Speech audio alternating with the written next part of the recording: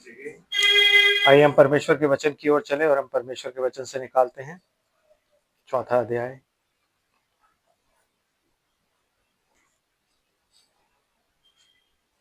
आमीन।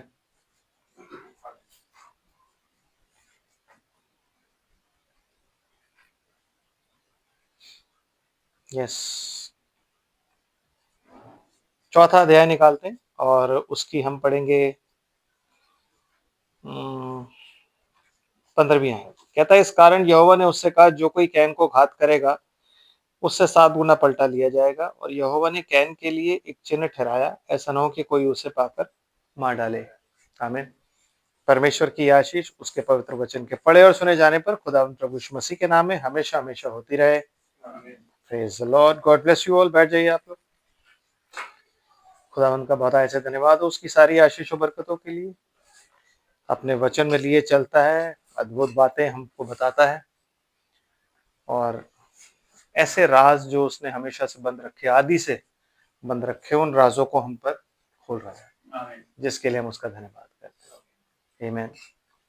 हर एक बात के लिए धन्यवाद है। गड़बड़ियों से बचाता है, बचा करके रखता है। धन्यवाद हो उसका।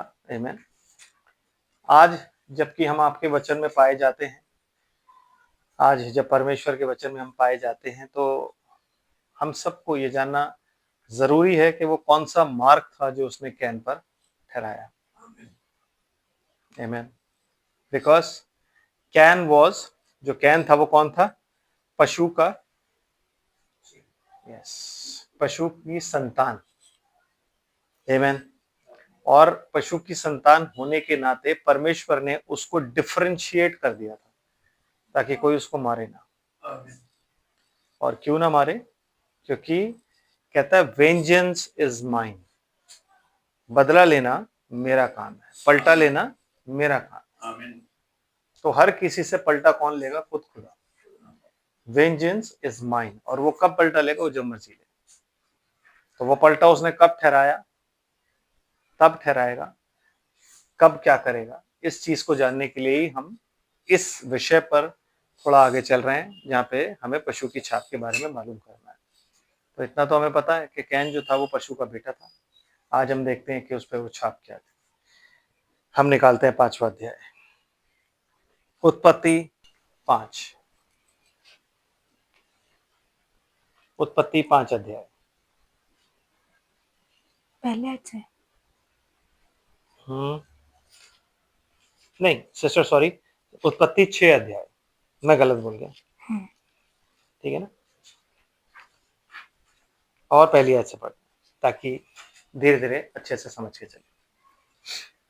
फिर जब मनुष्य भूमि के ऊपर बहुत बढ़ने लगे और उनके बेटियां उत्पन्न हुई, तब परमेश्वर के पुत्रों ने मनुष्य की पुत्रियों को देखा। मैं रिपीट नहीं करूंगा, हम सबने पिछली बार देख लिया था परमेश्वर के पुत्र और मनुष्य की पुत्रियां कौन है। जी। देखा कि वह सुंदर है और उन्होंने जिस जिस को चाहा उनसे विवाह कर लिया।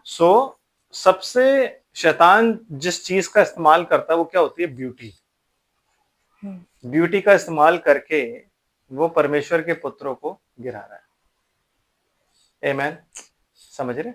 तो परमेश्वर के पुत्र क्या देख रहे हैं? ब्यूटी। और ब्यूटी देख के वो गिर रहे हैं। आज भी परमेश्वर के पुत्र क्या देख के गिरते हैं? ब्यूटी। आमीन।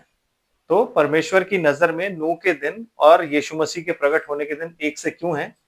क्योंकि जब तक परमेश्वर के पुत्र और मनुष्य की पुत्रियां, मनुष्य का वंश जो था, जो कैन का वंश था, वो अलग अलग थे, तब तक परमेश्वर को आइडेंटिफाई करने में कोई प्रॉब्लम नहीं होती।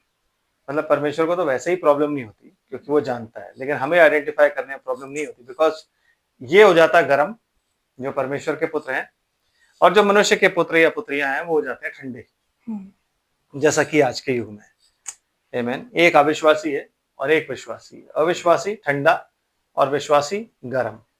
लेकिन क्या होता है, जब परमेश्वर के पुत्रों ने मनुष्य की पुत्रियों को देखा तो जिससे चाहा उनसे वो ब्याह किया। तो उन्होंने क्या किया? मिक्सिंग, मतलब गर्म को ठंडे में मिक्स कर दिया। तो परमेश्वर कभी भी आपको, जब आप ठंडा या गर्म हो गए, कुछ नहीं बोलता। लेकिन जब आप गुनगुना होते हो, जब आप मिक्सिंग करते हो ना, वो मिक्सिंग में वो प्रॉब्लम करता है। इसलिए यीशु मसीह ने आके क्या बोला कि तुम होठों से तो मेरा नाम लेते हो, तुम्हारे मन मुझसे दूर है, क्योंकि तुम मनुष्य की विद्याओं को धर्मोपदेश करके सिखाते हो, विच मीन्स तुम मनुष्य की विद्याओं को धार्मिकता का उपदेश बना के मेरी जो व्यवस्था, जो स्क्रिप्चर्स हैं, उनमें मिला के और फिर तुम बताते हो, जैसा कि आज हो रहा है। आमीन। जैसा कि आज हो रहा है इन द सेंस कल भी हुआ है ना। एंड टाइम चर्चेस कल क्रिसमस मना रहे थे, हो भी वो क्या होता है, जब आप मनुष्यों की विद्याओं को और परमेश्वर के वचन को मिक्स करके उसको धार्मिकता का उपदेश बना के प्रीच करते हो, तो आपका जो मन है वो परमेश्वर से फिर दूर है, और आपके जो आप सिर्फ होठों से उसकी इबादत कर रहे हो, है ना। तो वर्शिप आप जो कर रहे हो वो कैसे हो रही है, दुनिया को दिखाने के लिए होठों से, नॉट बाय योर हार्ट। और अगर वर्शिप हार्ट से नहीं है तो परमेश्वर को ग्रहण नहीं होती, क्योंकि परमेश्वर का हमेशा लेना देना किससे होता है, दिल से, मन से। इसलिए पितरों के मन पुत्रों की ओर, पुत्रों के मन पितरों की ओर, मन की बात है सारी। आमीन। तो जब तक ये नहीं हुआ था तब तक एवरीथिंग वाज ओके नूह के टाइम में, लेकिन जैसे ही मिक्सिंग हुई, मिक्सिंग होते ही क्या होता है, तब परमेश्वर को चीज बुरी लगती है। और परमेश्वर क्या कहता है, तब यहोवा ने कहा, मेरा आत्मा मनुष्य से सदा लौ विवाद करता ना रहेगा। ओके, परमेश्वर ने किससे कहा, अपने आप से नहीं बोला, परमेश्वर ये नोआ से बोल रहा है, नूह से बोल रहा है, क्योंकि नूह जो था वो अंत समय का, उस टाइम का जो एंड टाइम था उसका प्रॉफिट था। समझ रहे। तो ये जो भी बातें परमेश्वर बोल रहा है, यहोवा ने कहा, वो किससे कहा, कोई होना तो चाहिए बोलने के लिए। जब बाइबल कहती है परमेश्वर ने कहा आओ हम मनुष्य को, किससे बोला, आमीन। किससे बोला उसने, पिता पुत्र और पवित्र आत्मा से नहीं बोला कि आओ हम, किससे बोला, वो जो उसके एट्रीब्यूट्स थे, बिकॉज वो कौन है, एलोहिम। एलोहिम इज, जब उसमें सारे एट्रीब्यूट्स पाए जाते हैं, तो उसके जितने भी एट्रीब्यूट्स है जो आपको और मुझे रिप्रेजेंट करते हैं, उसको उन्होंने बोला कि आओ हम मनुष्य को अपने स्वरूप के अनुसार अपनी समानता में बनाए, क्योंकि हम कौन थे, आत्मा में थे। इसलिए आज हम वापस कौन बन रहे हैं, शरीर से आत्मा। हम धीरे धीरे ईडन की ओर जा रहे हैं। आमीन। समझ रहे बात। तो जब वो कह रहा है कि और परमेश्वर ने कहा, तो परमेश्वर ने नूह से कहा। आमीन। और क्या कहा उसने कि मेरा आत्मा मनुष्य से सदा लौ विवाद करता ना रहेगा, क्योंकि मनुष्य भी शरीर ही है। उसकी आयु 120 वर्ष की होगी। मतलब जब परमेश्वर ने ये बात बोली कि उसकी आयु 120 वर्ष की होगी, तो इसका मतलब ये होता है कि परमेश्वर ने अपनी जजमेंट का टाइम नूह को बता दिया। क्योंकि आप मुझे एक बात बताओ, उसमें उस युग में किसकी आयु 120 वर्ष थी, किसी की थी, 750, 900, 800, हनोक 365, है कि नहीं। और 365 के बाद भी हनोक को उठा लिया गया। समझ रहे ब्रदर। तो आयु कितनी हो गई, इतनी लंबी लंबी थी। लेकिन जब वो 120 कह रहा है, तो वो कह रहा है कि आज से जो नोआ में तुझसे बात कर रहा हूं, अब से 120 साल बाद एवरीथिंग विल बी फिनिश्ड, सबको मैं खत्म कर दूंगा। जनरेशन का एंड और जजमेंट डे जो है वो 120 साल के बाद आ जाएगा। तो आयु मनुष्य की है वो अब यहां से आगे कितनी है, 120 वर्ष। आमीन। समझ रहे। क्योंकि उस टाइम से 120 वर्ष के बाद तक जल प्रलय आ गया। Yes sister. फिर उन दिनों में पृथ्वी पर दानव रहते थे। हाँ, अब ये चीज आप याद रखो। अब यहां से हमारा सब्जेक्ट शुरू होता है कि उन दिनों में कौन रहते थे, जाइंट्स। मैं सही लिख रहा हूं क्या, सही नहीं लिख रहा हूं मैं, जाइंट्स लिखना है। आमीन। जाइंट्स या दानव रहते थे। आमीन। वो डेज जो थे, वो दिन जो थे, किसके थे, जब पृथ्वी पर दानव रहा करते।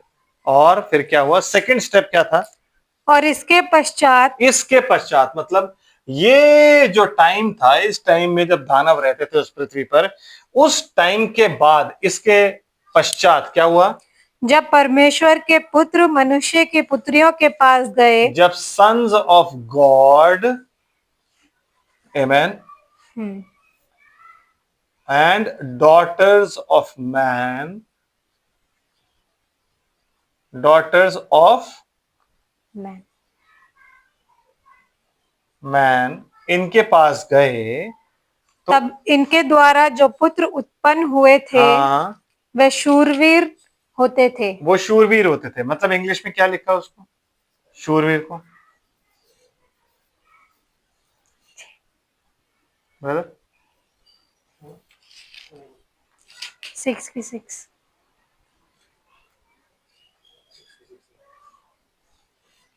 जेनेसिस 6 क्या होते थे? वो शूरवीर होते थे। एक बार इसको इंग्लिश में देख लें प्लीज, ताकि हमें पता लग जाए कि हम किस चीज के बारे में बात करें। जेनेसिस 6 का 6 है, जेनेसिस 6 का एंड 6,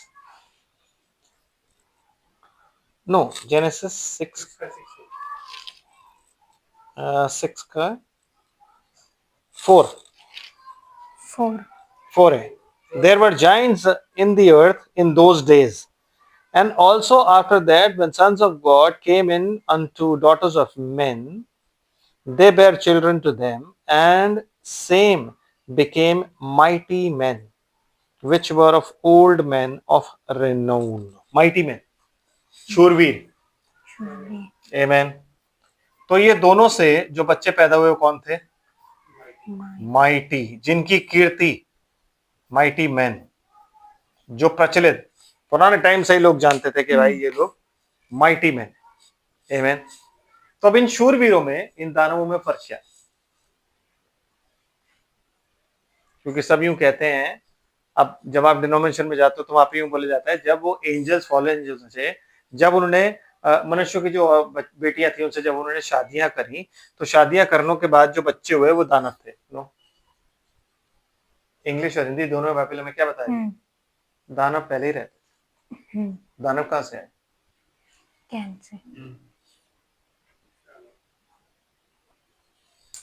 क्या परमेश्वर के पुत्र दानव? नहीं, क्योंकि अगर परमेश्वर के पुत्र दानव होते तो बाइबल मेंशन करते, और परमेश्वर के पुत्र दानव हो ही नहीं सकते। दानव का मतलब जानते हो आप? जाइंट्स का मतलब जानते हो? परमेश्वर के पुत्र कभी जाइंट्स नहीं होते। दाऊद को जब गोलियत से लड़ना था, Goliath was a giant, David was not. Dawood जो था वो एक नॉर्मल 16 साल का लड़का था, 16-17 साल का लड़का था, वो जाइंट नहीं था, लेकिन उसे लड़ना किससे था? जाइंट से, दानव से। तो दानव का मतलब ये नहीं कि आप 40 फुट के ही हो तभी आप दानव हो। दानव का मतलब है अगर आप एक नॉर्मल हाइट से ज्यादा हो। गोलियत की जो हाइट थी वो लगभग कितनी थी? 13-14 फुट का होगा वो, और उसके एक एक हाथ में कितनी उंगलियां थी? 6 उंगलियां थी। So he was totally different from a human being. एक नॉर्मल इंसान से वो बिल्कुल भिन्न था। तो इसलिए वो क्या कहलाया? दानव। समझ आ रहा है? जब इजरायली अनाकवंशियों को देखते हैं तो कहते हैं हम उनके सामने टिड्डियों के समान है, क्योंकि उनकी लंबाई कैसी है? उनकी लंबाई वो ताड़ के जो देवदार के जो पेड़ होते हैं उनकी तरह है। देवदार के पेड़ जो है वो लगभग बेर मिनिमम 20-25 फुट होते हैं, मतलब मिनिमम 25 होते हैं, मैक्सिमम 40 फुट होते हैं। तो इस युग में भी दानव पाए जाते हैं। आमीन। जल प्रलय के बाद भी पाए जाते हैं। लेकिन दानव, जो हम जिन दानवों की बात कर रहे हैं, कहती है बाइबल उस वक्त पृथ्वी पर दानव पाए जाते थे। बट शैत का कोई बच्चा दानव नहीं था, जारेद का कोई बच्चा दानव नहीं था, हनोक का कोई बच्चा दानव नहीं था। आमीन। वो सारे बच्चे क्या थे? भेड़ बकरियां चराने वाले नॉर्मल लोग थे। उन्हें शेफर्ड्स किंग्स बोला जाता था। आमीन। लेकिन ये दानव कहां से आए ब्रदर? ये जाइंट्स कहां से आए? आप जाइंट किसे कहते हो? मैं जाइंट किसे कहता हूं? जब कोई हमें ऐसा इंसान दिखे जो नॉर्मल से दुगने तिगने साइज का हो तो मुझे बोलते भाई वो जाइंट जैसा था। बोलते नहीं बोलते?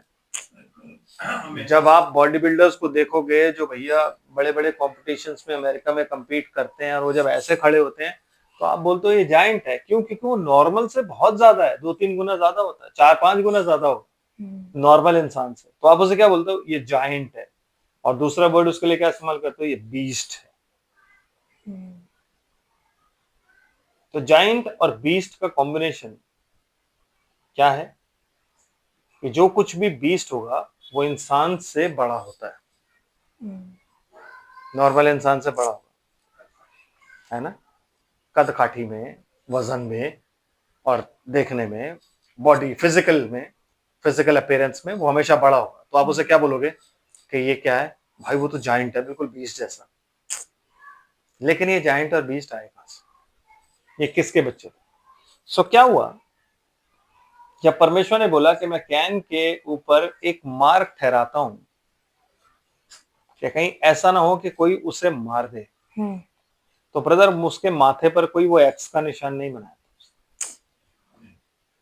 क्योंकि एक्स का निशान देख के भी कोई मार देता। आमीन। तो जब परमेश्वर कहता है कि मैं तुझ पर एक मार्क ठहराता हूं, तो परमेश्वर ने क्या किया, उसके साइज को बढ़ाया। आमीन।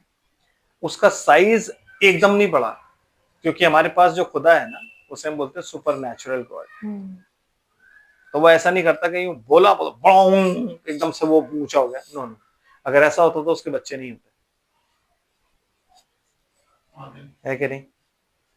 उसका साइज धीरे धीरे धीरे धीरे बढ़ा, और इतना बड़ा कि वो कोई भी व्यक्ति, कोई भी 4-5 लोग उसे पकड़ के मारने ना पाए,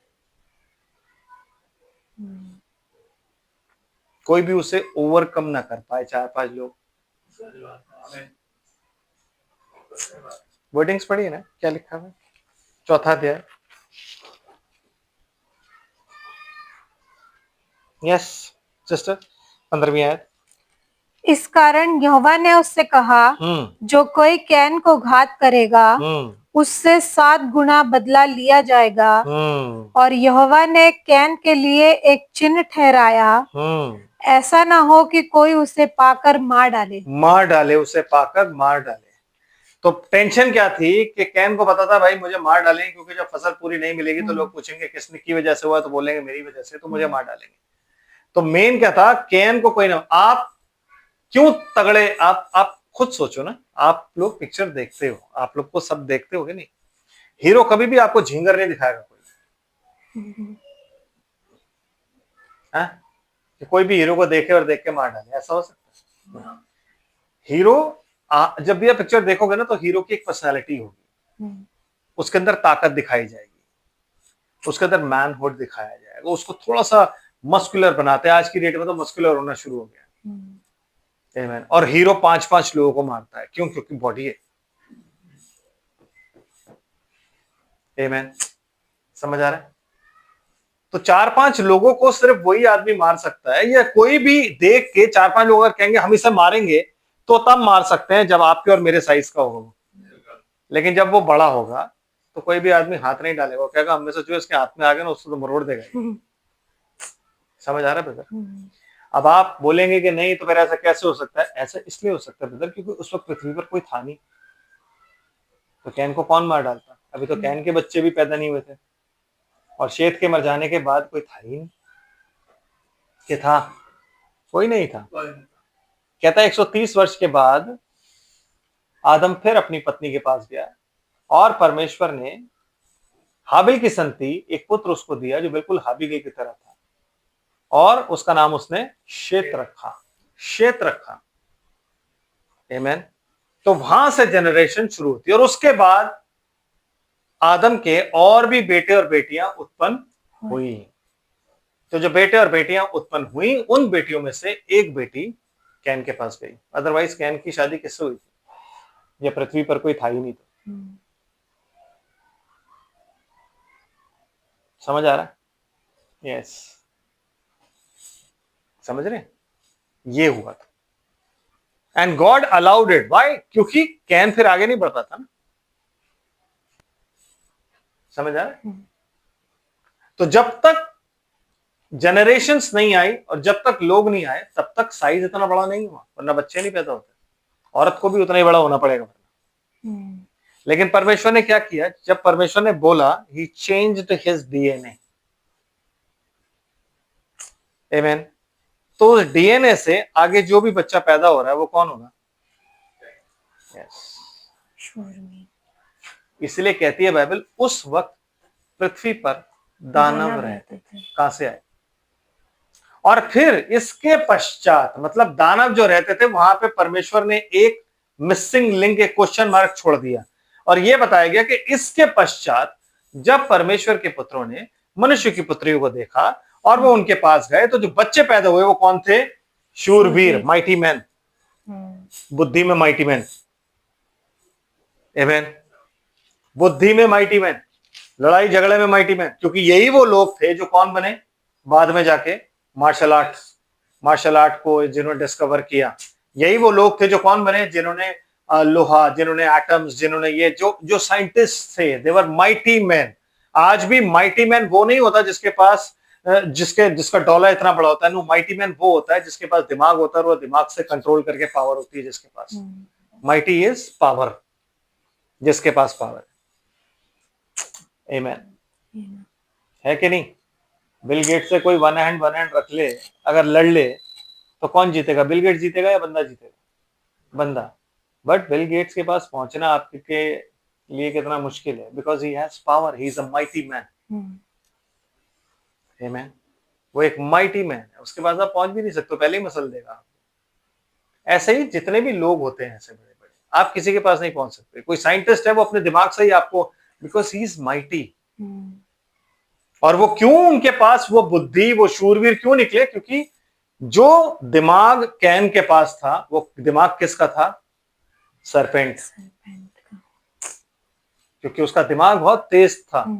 सरपेंट वॉज वेरी कनिंग। इसीलिए बाइबल कहती है कि जब कैन का शरीर बढ़ा दिया गया, जब कैन बड़ा हो गया और कैन को कोई मार नहीं पाया, तो यही वो मार्क था जो आज तक मार्क चला रहा है। Because mark of the beast is जब आप माइटी होते हो,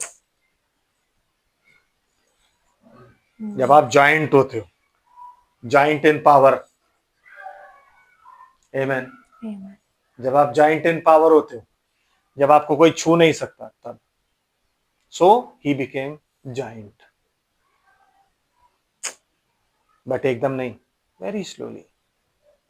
जब उसके बच्चे हुए, जब बच्चे आगे बढ़े, और जब जनरेशंस आगे बढ़ी, जब जनरेशन ने फसल उगानी शुरू करी, जब फसल नहीं आई, ही स्लोली स्टार्टेड बिकमिंग बिगर बिगर बिगर बिगर बिगर। वो बड़ा होता गया, वो बड़ा होता गया, और इतना बड़ा हो गया कि 4-5 लोग उसको नहीं मार सकते इकट्ठे। क्यों? क्योंकि वो साइज में बड़ा हो गया, और उसके पास बुद्धि भी थी कि नहीं थी? यस। जितनी बुद्धि मतलब विजडम की बात नहीं कर रहा मैं नॉलेज की बात कर रहा हूं। क्योंकि वो नॉलेज ही उन दोनों को मिली थी, और जब उन दोनों को आदम हव्वा को नॉलेज करी, तो उस नॉलेज से उन्होंने सबसे पहले अपने लिए कपड़े बनाए थे। तो नॉलेज मिल गई थी उनको। और जब वही नॉलेज सारी की सारी कैन के अंदर जब पाई जाती थी, और कैन को जब खुदा ने ये मार्क दिया, और कैन जब बड़ा हुआ, क्योंकि अभी आपको ही अटपटा लग रहा होगा, लेकिन जब मैं आगे चलूंगा ना धीरे धीरे धीरे धीरे लेके, तब आप समझोगे कि यार ये बात सही कह रहे थे कि मार्क जो था वो साइज का ही मार्क था, उसके अलावा और कोई मार्क नहीं है। आप मुझे बताओ क्या मार्क है, लिखाओ। क्योंकि वो कहता है कहीं ऐसा ना हो कि कोई उसे पाकर मार डाले। तो ब्रदर, आपके कहने का मतलब क्या है? कैन गंजा था जो उसके माथे का मार्क सबको दिख जाएगा? लगता है आपको ऐसा? है? उस टाइम में लोग बाल कटवाते होंगे, हेयर कट होगा, बताओ। तो आप खुद सोचो, बाल, उसके माथे का निशान कैसे देखोगे आप? No, there was no sign. सिर्फ एक ही साइन था, विच वाज साइज बड़ा होता गया। आमेन। जब उसकी शादी हुई, शादी के बाद साइज बड़ा होता गया, साइज बड़ा होता गया, साइज बड़ा होता गया, एंड ही बिकेम जायंट। और जैसे ही वो जायंट बना, उसने सबसे पहला काम क्या किया? सिस्टर जी पढ़िए जरा। तब कैन, हाँ, 16वीं आयत, चौथा अध्याय 16वीं आयत। अच्छा। तब कैन यहोवा के सम्मुख से निकल गया। हाँ, क्योंकि जब यहोवा ने उसको ये चीज दे दी ना, उसने कहा ठीक है, मैं निश्चिंत हूं। आमेन। क्योंकि जब तक जनरेशंस आएंगी तब तक मेरा साइज बढ़ जाएगा, क्योंकि यहोवा ने उसके ऊपर उसका डीएनए चेंज कर दिया। यहोवा ने उसके अंदर वैसे भी सर्प का डीएनए पाया जाता था, है कि नहीं? उसके अंदर डीएनए किसका था? सर्प का। और यहोवा ने क्या किया? उसको थोड़ा मॉडिफाई कर दिया ताकि उसका साइज बढ़ना शुरू हो जाए और वो इस लायक हो जाए कि कोई भी उसे आसानी से ना मार पाए। कोई भी उसे पकड़ के ना जहां मारने की कोशिश करे, एक बार समझ ले भाई इसके पास जो जाएगा ना वो मार देगा, ये मार देगा उसको। आमीन। तो जब ये चीज हुई, संतुष्ट हो गया। और संतुष्ट होकर क्या हुआ? यहोवा के सम्मुख से आप परमेश्वर के पास क्यों आते हो? For protection. तो कहता तेरा अत्यंत बड़ा फल और तेरी ढाल में हूं। यहोवा मेरा दृढ़ कोट है, धर्मी जन उसमें जाकर शरण पाता है। कब? विपत्ति के समय। आमीन। तो जो धर्मी होते हैं उनके लिए जो दृढ़ कोट होता है वो यहोवा होता है। लेकिन जो अधर्मी होते हैं उनके लिए दृढ़ कोट क्या होता है? अपनी सामर्थ्य, अपनी पावर है। वो सारी चीजें उनके, क्योंकि वो कहता है हाय उस व्यक्ति पर जिसका भरोसा मनुष्य पर है, कि किसी भी काम के लिए अगर वो मनुष्य पर भरोसा रखता है तो हाय उस पर।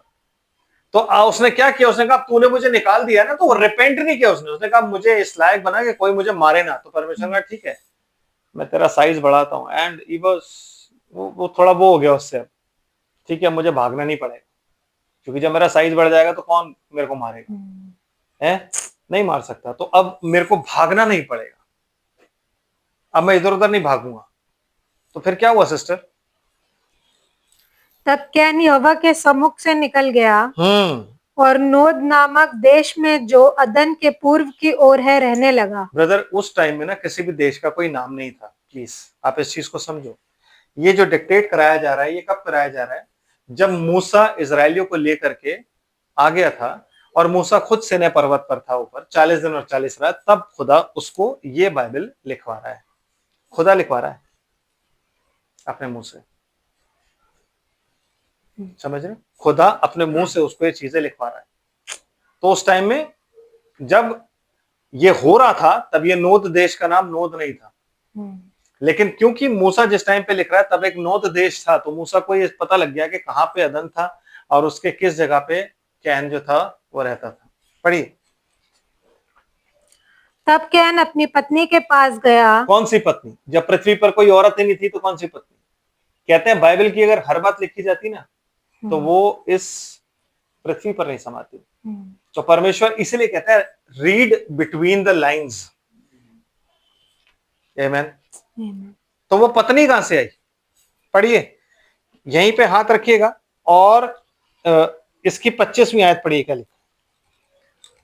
आदम अपनी पत्नी के पास फिर गया और उसने एक पुत्र को जन्म दिया और उसका नाम ये कह के शेत रखा, परमेश्वर ने मेरे लिए हाबिल के बदले जिसको कैन ने घात किया और वंश ठहरा दिया है।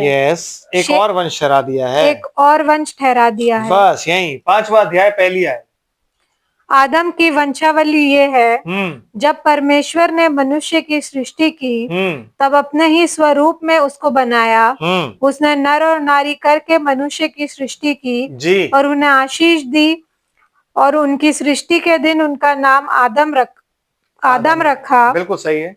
जब आदम 130 वर्ष का हुआ तब उसके द्वारा उसकी समानता में उसी के स्वरूप के अनुसार एक पुत्र उत्पन्न हुआ। उसने उसका नाम शेत रखा। हाबिल का कोई यहाँ पे जिक्र नहीं है क्योंकि हाबिल मर चुका है। नहीं है ना? तो आदम की वंशावली पर कहां से शुरू होती है? शेत से। आमीन। और शेत जब पैदा हुआ तो आदम कितने साल का था? आदम था 130 साल का।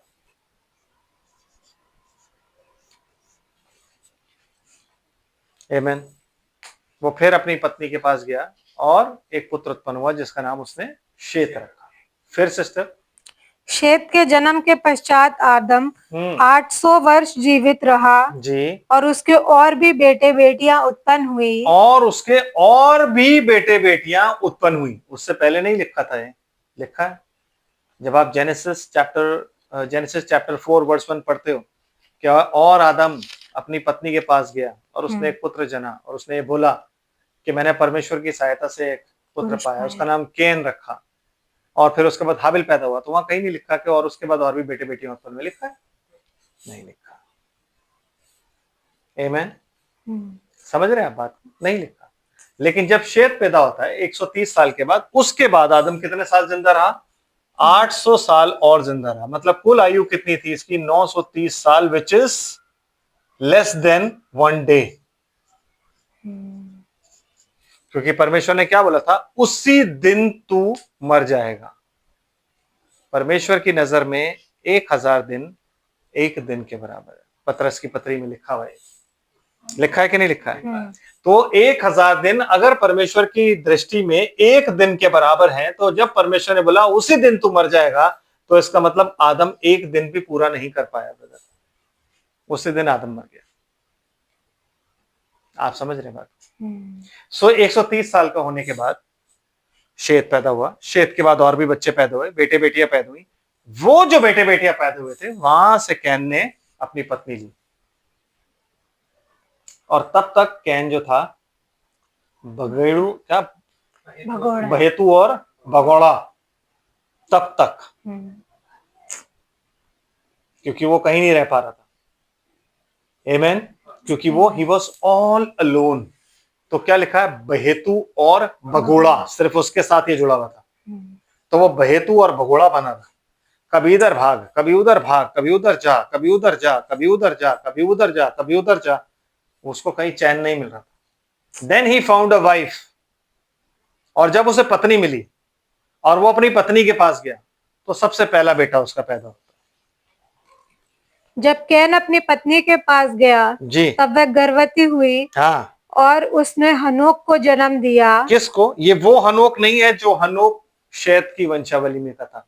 नाम आप बिल्कुल वैसे सिमिलर देखोगे, लेकिन क्या है कि जेनेसिस में जो भी बच्चे पैदा हुए, उनके जो नाम रखे गए, उनके पीछे मतलब है। हर एक नाम के पीछे कुछ ना कुछ मतलब है। तो बाइबल क्या कह रही है कि चौथे अध्याय की कौन सी आयत है सिस्टर? ये 17। ओके, चौथे अध्याय की 17th आयत है। उसमें बाइबल क्या कहती है कि वो अपनी पत्नी के पास गया और एक पुत्र उत्पन्न हुआ, और उस पुत्र का नाम उसने क्या रखा? हनोक। हनोक। हनोक का मतलब क्या होता है? Dedicated. Amen. Dedicated and teacher. कोई ऐसा जो शिक्षा दे, जिसे डेडिकेट किया उसने। किसको डेडिकेट किया? हनोक को, जो कैन का बेटा था। कैन ने किसको डेडिकेट किया? यस, हिज फादर सेटन। आमेन। और सिस्टर? फिर कैन ने एक नगर बसाया। किसने बसाया? कैन ने। क्योंकि कैन अभी तक बहेतू और भगोड़ा था, लेकिन अब जब उसका बेटा पैदा हुआ, तो उसने सबसे पहले क्या बसाया? एक नगर। नगर बसाने का मतलब है, आप समझ रहे हो नगर बसाने का मतलब क्या होता है? नगर की पूरी प्लानिंग की जाती है। आमेन। कि यहाँ ये होगा, यहाँ ये होगा, यहाँ ऐसे होगा, यहाँ वैसे होगा, यहाँ से रास्ता बाहर का होगा, यहाँ से रास्ता पीछे का होगा, यहाँ नालियां होंगी, यहाँ ऐसा, या टॉयलेट्स, यहाँ ये सब। वो सारी प्लानिंग उसको कहां से आएगी? दिमाग, नॉलेज। जब आदम हरवा ने पाप किया था, तो उनको नॉलेज जो मिली थी, उसमें उन्होंने कपड़े बनाए थे। नॉलेज। जब ये बाहर निकला, तो इसको खुदा ने क्या बनाया? Giant. So he had knowledge of creating cities, building cities.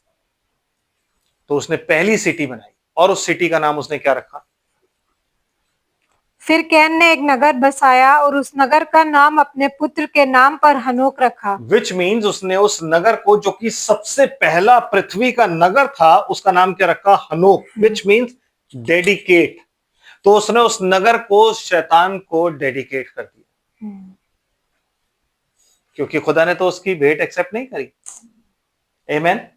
तो उसने फिर क्या किया? उसने नगर बना के उसी को डेडिकेट कर दिया। उसने अपना बेटा लेके शैतान को डेडिकेट किया कि ये मैं तुझे डेडिकेट करता हूं।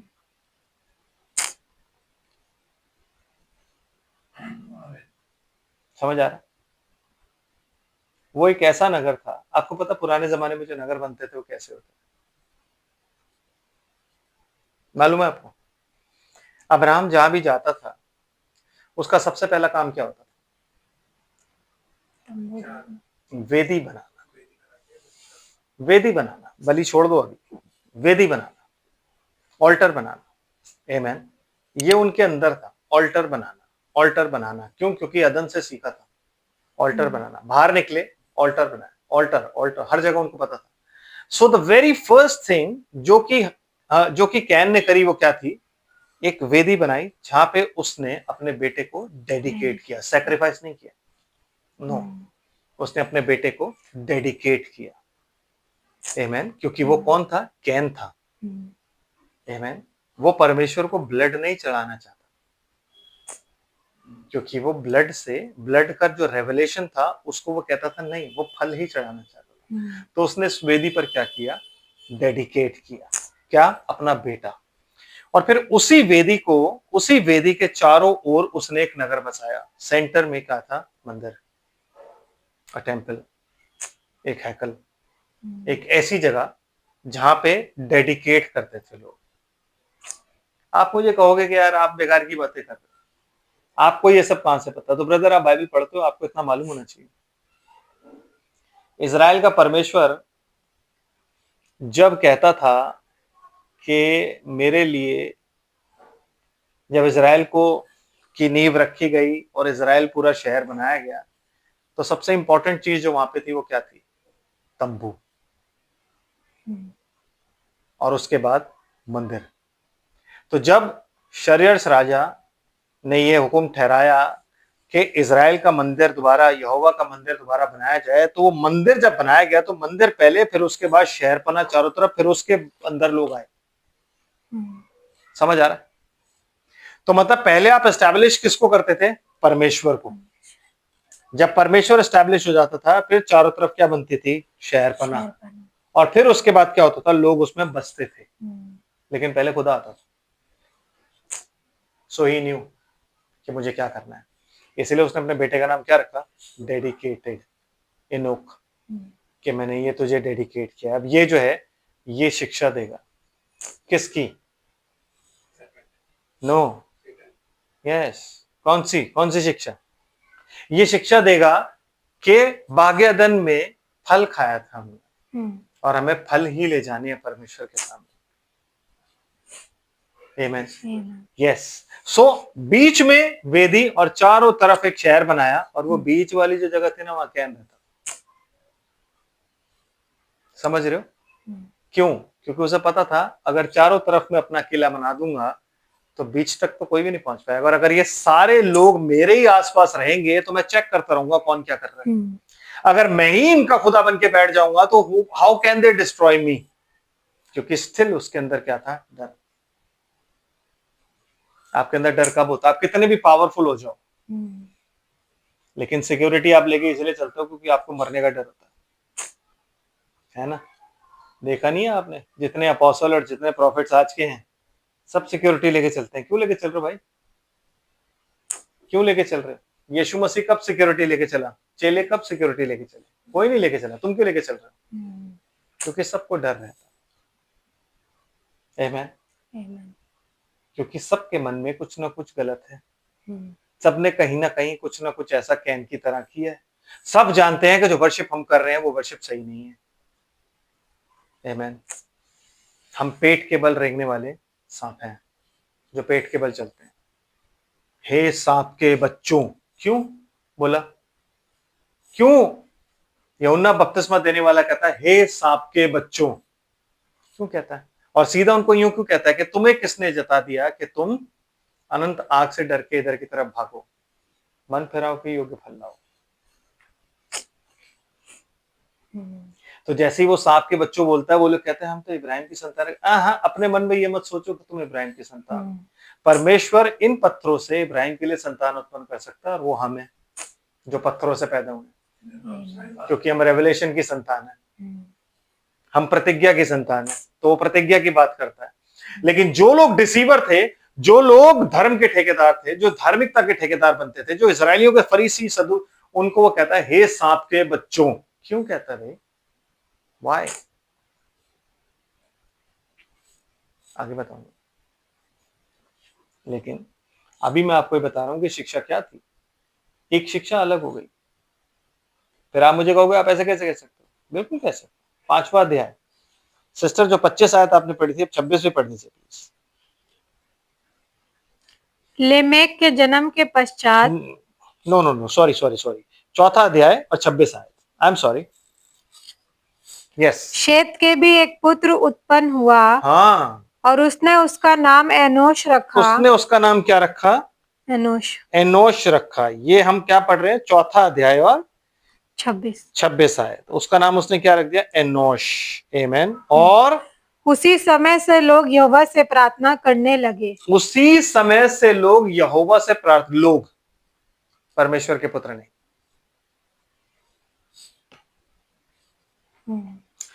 तो ठीक है, सब लोग हमसे पूछते हैं कि लोग, भैया आप उनको लोग कहते हो क्यों? ऐसा थोड़ा ना होता है। परमेश्वर के लिए तो, परमेश्वर की दृष्टि में तो हर एक मनुष्य बराबर है। नो। प्रेरितों के काम 2 अध्याय।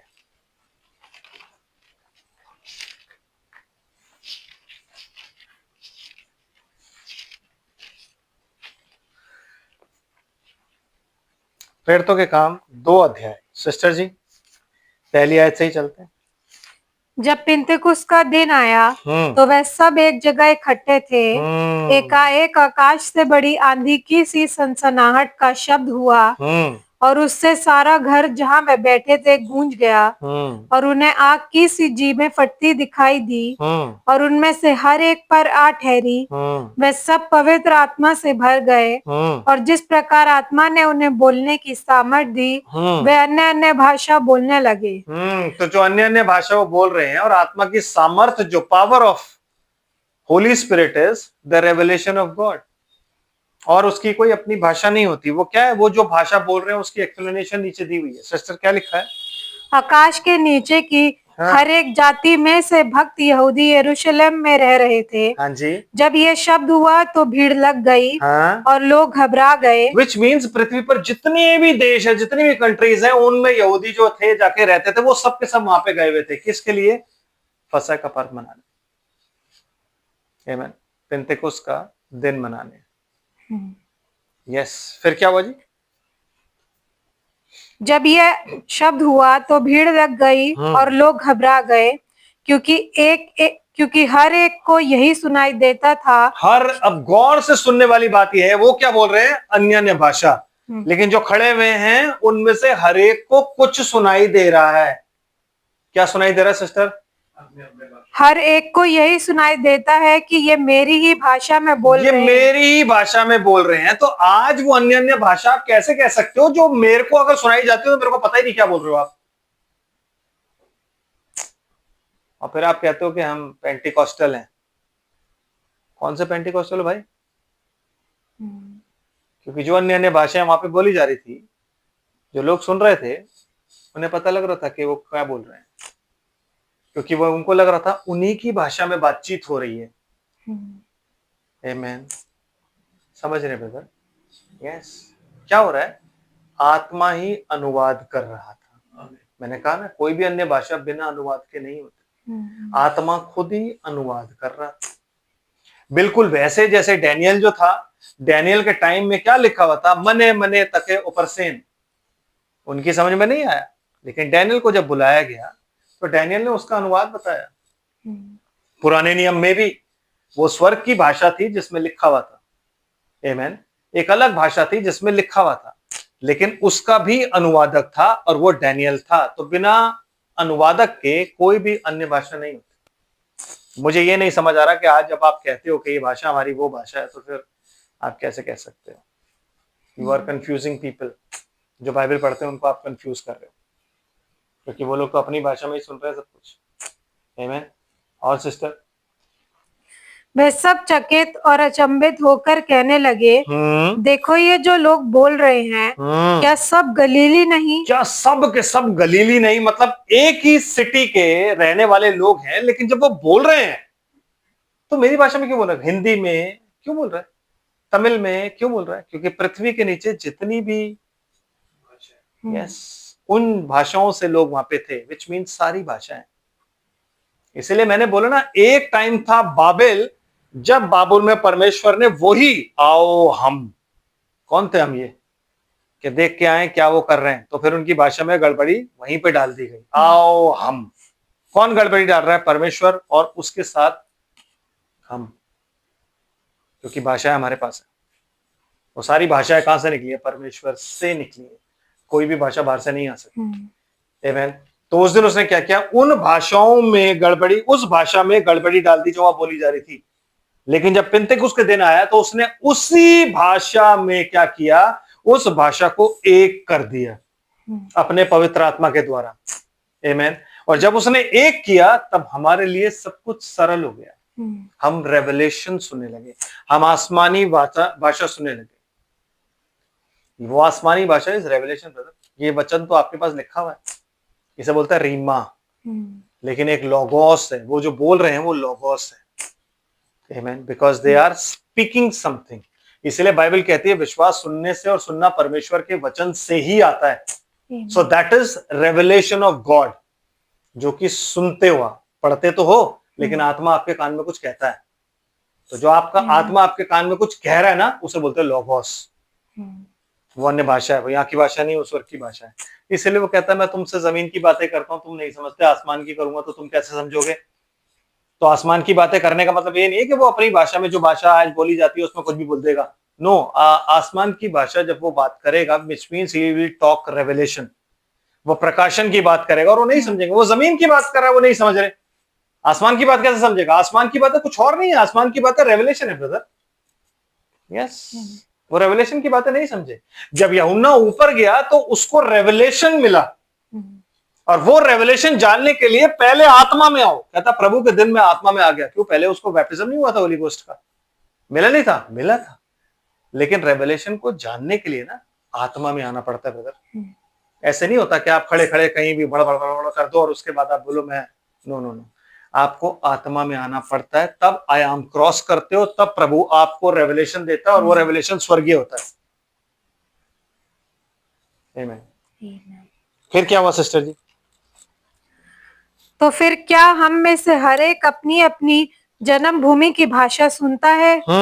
हम जो पार्थी और मैदी और एलामी और मेसोपोटामिया और यहूदिया और कपूदिकिया और पिंतुस और आसिया और फ्रुगिया और पंफुलिया और मिस्र और लिबिया देश जो कुरेने के पास है, इन सब देशों के रहने वाले और रोमी प्रवासी अर्थात यहूदी और यहूदी मत धारण करने वाले क्रेती और अरबी भी हैं, परंतु अपनी अपनी भाषा में उनसे परमेश्वर के बड़े बड़े कामों की चर्चा सुनते हैं।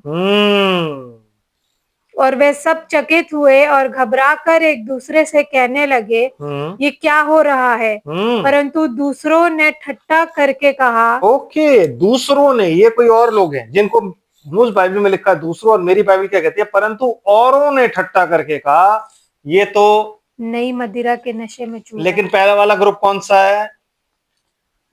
जिनको सुनाई दे रहा है। नहीं, पहला वाला ग्रुप कौन सा है? 5वीं आयत।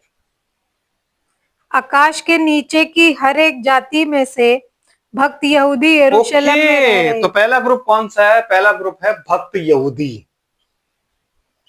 आमीन। भक्त यहूदी, ये पहला ग्रुप है जिसे परमेश्वर की सारी बातें समझ आ रही है। लेकिन उसके अलावा एक और ग्रुप है जिसको क्या बोलता है? और लोग या दूसरे लोग। आमीन। और या दूसरे।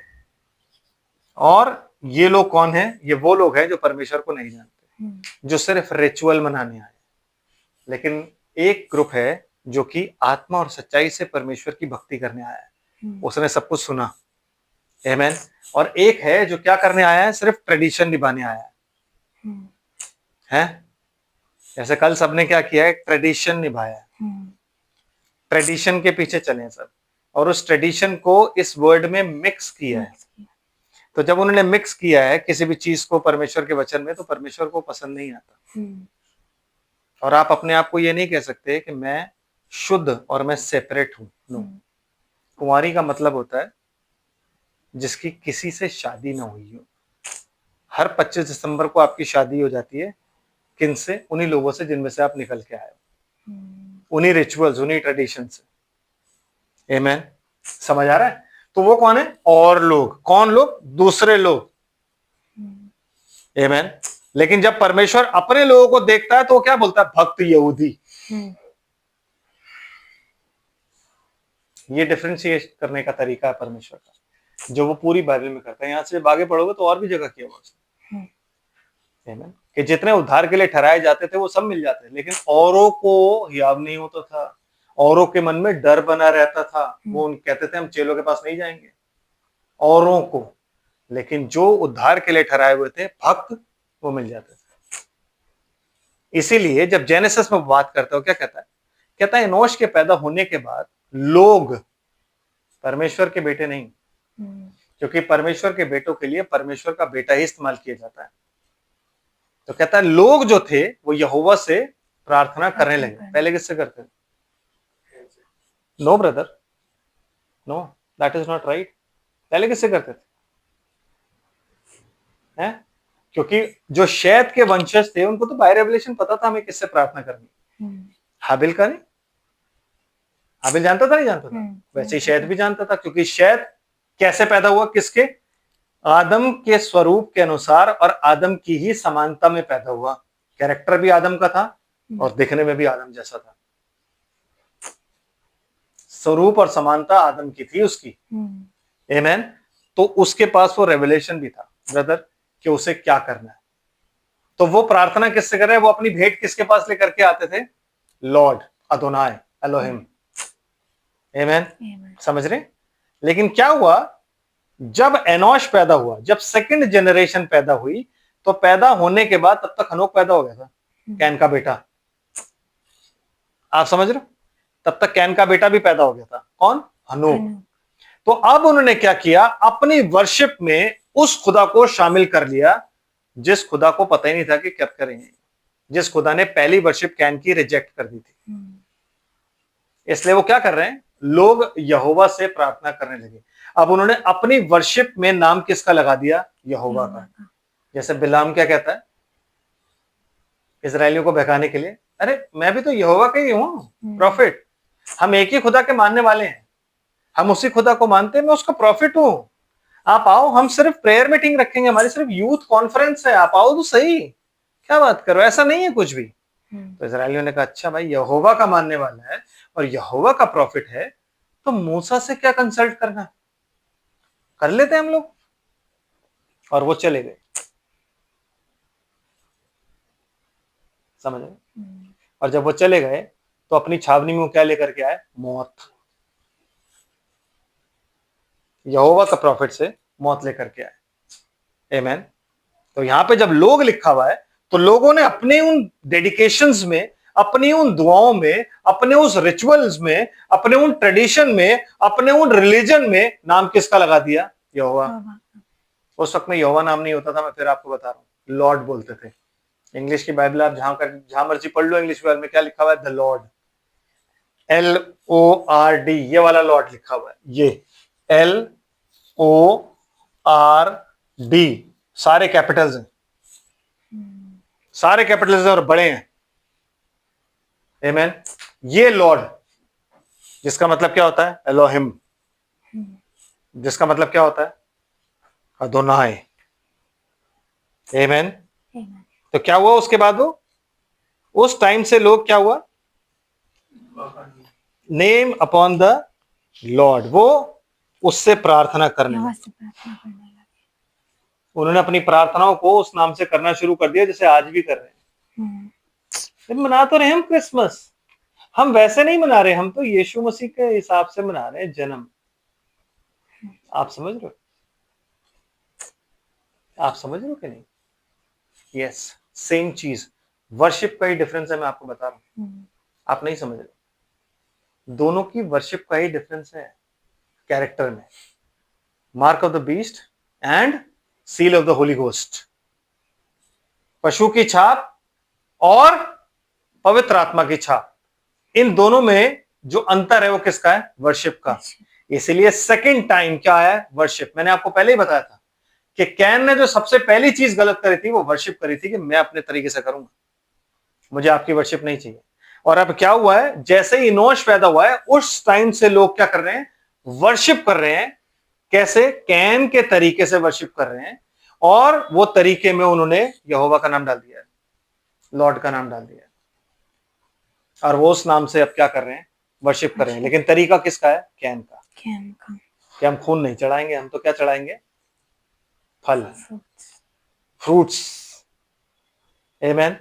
और वो ट्रेडिशन आज तक चला आ रहा है। और किसे आप फूल चढ़ाते हो, किसे आप फल चढ़ाते हो? आप चढ़ाते हो किसको? खुदा को।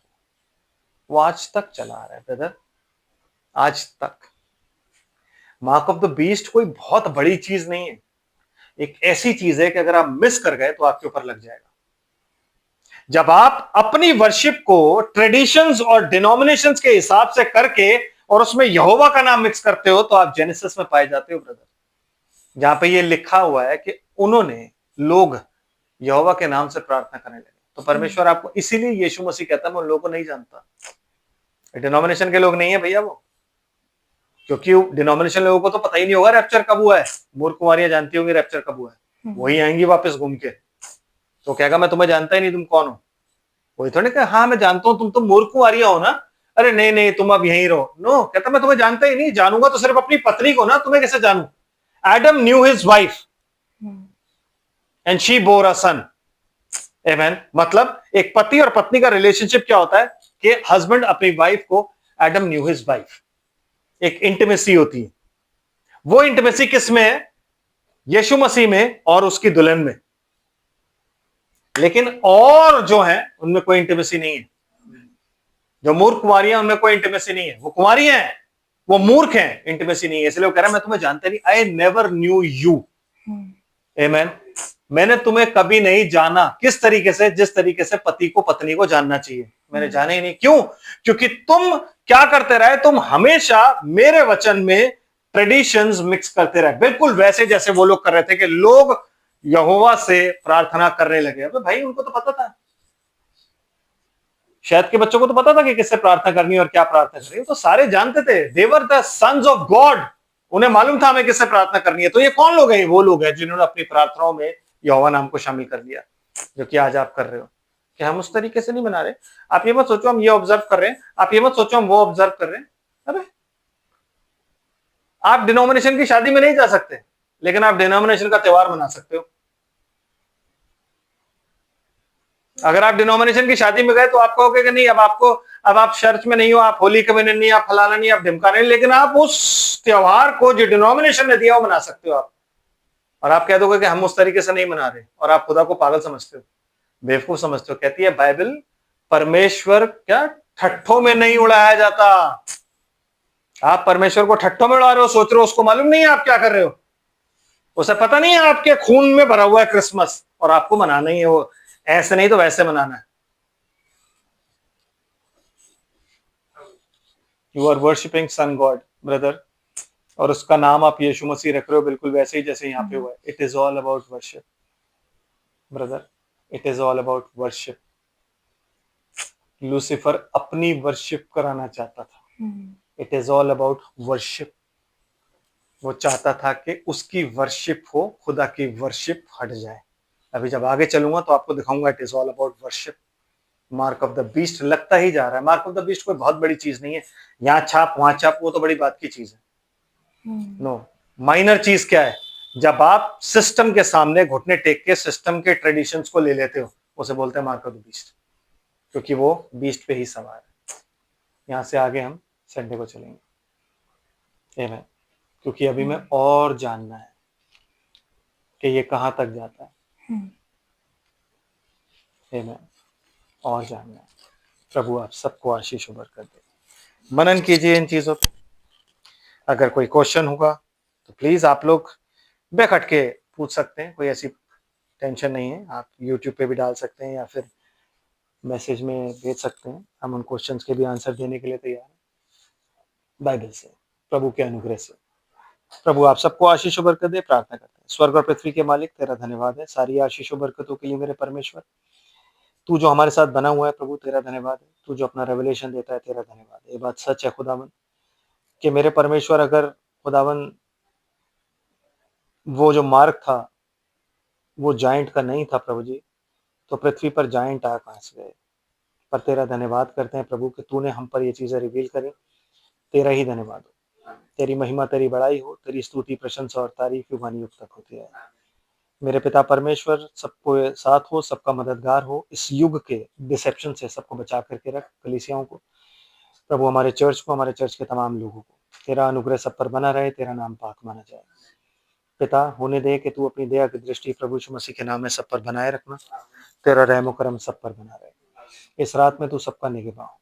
मैं प्रभु यीशु मसीह के नाम में सबको ब्लेस करता हूँ। जो लोग बाद में सुनेंगे और देखेंगे उन्हें भी ब्लेस करता हूँ। तेरी ब्लेसिंग्स बनी रहे प्रभु जी। सिर्फ वो चीजें सुन के ये ना बोलें कि ये बकवास कर रहे हैं, बल्कि प्रभु जी वो उस पर मनन करें, उसको ढूंढे तेरे वचन में प्रभु जी, ताकि तेरे वचन में ही आंसर पा जाए। प्रभु तेरे हाथों में सुपुर्द करता हूँ पिता। तेरा वचन बोला है प्रभु जी, मैं बोल सकता हूँ लेकिन तेरा आत्मा रिवील कर सकता है। पेंतेकोस्त के दिन भी वो लोग बोल रहे थे, लेकिन जब तक तेरे आत्मा ने रिवील नहीं किया, लोगों ने अपनी भाषा में नहीं सुना प्रभु। इसलिए होने दे मेरे प्रभु, लोग जिस भाषा में समझते हैं प्रभु, तेरा आत्मा उसी भाषा में समझाए, सरल भाषा में, ताकि मेरे पिता परमेश्वर वो इस संदेश को समझें और उस मार्क ऑफ द बीस्ट से बचें। तेरे सामर्थी हाथों में सब कुछ सुपुर्द करता हूँ। तेरी अनुग्रह की दृष्टि प्रभु यीशु मसीह के नाम में बनी रहे। सबके जीवन तेरी अनुग्रह रूपी गठरी में बंधे रहे। तेरा दूत खुदावंद प्रभु यीशु मसीह के नाम में छावनी किए रहे। आज की रात में सबको मीठी नींद दान कर चैन से उसे उठे, धन्यवाद के साथ अपने दिन की शुरुआत प्रभु यीशु मसीह के नाम में करें। संडे की वर्शिप के लिए अपने आप को तैयार करें प्रभु। मेरे खुदावन, तेरा अनुग्रह हम सब पर बना रहे। तू हम सबका निगहबान हो। हर घर, परिवार, संपत्ति, रोजगार तेरे अनुग्रह के बारे में हो। तेरा दूत खुदावन प्रभु यीशु मसीह नासरी के नाम में छावनी किए रहे। घरों में सुख शांति चैन अमन रहे। कलेशों का आत्मा दूर रहे प्रभु। परिवारों में प्रभु जी तू अपना अनुग्रह बनाए रखना। तेरा वचन और तेरा आत्मा राज्य करे प्रभु जी। और मेरे पिता परमेश्वर, तू संपत्तियों का रक्षक हो। मेरे खुदावंद, रोजगारों को तू ब्लेस कर। हर घर के चारों ओर, संपत्तियों के चारों ओर, रोजगारों के चारों ओर, और मेरे प्रभु परिवारों के चारों ओर तेरे अनुग्रह का बाड़ा रहे। तेरा दूत प्रभु यीशु मसीह के नाम में छावनी किए रहे कि तुझ में सब सुरक्षित पाए जाए। तेरा अनुग्रह सब पर बना रहे। तेरे ही सामर्थी हाथों में सब कुछ सुपुर्द करते हैं और प्रार्थना करते हैं अपनी अनुग्रह की दृष्टि प्रभु यीशु मसीह के नाम में बनाए रखना। हे पिता परमेश्वर, 5 फोल्ड की मिनिस्ट्री के निमित्त जो सेवक आत्मा और सच्चाई से तेरी सबमिसिबल और परफेक्ट विल के अनुसार तेरी सेवा करते हैं, उन्हें ब्लेस कर। यूनिवर्सल बाइट को ब्लेस कर। मेरे खुदा, अभी जब बच्चे वापस जाएंगे तो उनका निगहबान होना, ताकि सही सलामत पहुंचे। तेरा दूध छावनी किया रहे प्रभु। पिता परमेश्वर, अपनी समझ और बुद्धि और आत्मिक उन्नति में तू इन सबको बढ़ा। तेरे हाथों में सब कुछ सुपुर्द करता हूँ। इस रात में तू सबका निगहबान हो प्रभु जी। तेरा अनुग्रह बना रहे। चर्च के लोग जहाँ भी रहते हैं प्रभु, तेरी ओर से सुरक्षित रहें प्रभु जी। एरिया सुरक्षित रहें प्रभु जी। शहरों की सुधि ले। और मेरे पिता परमेश्वर, भूखे जो तेरी दुहाई देते हैं खाना दे। हॉस्पिटल में जो तेरी दुहाई देते हैं उनका मददगार। सब कुछ तेरे हाथों में सुपुर्द करते हैं। सारा आदर, महिमा, धन्यवाद तुझे देते हैं पिता।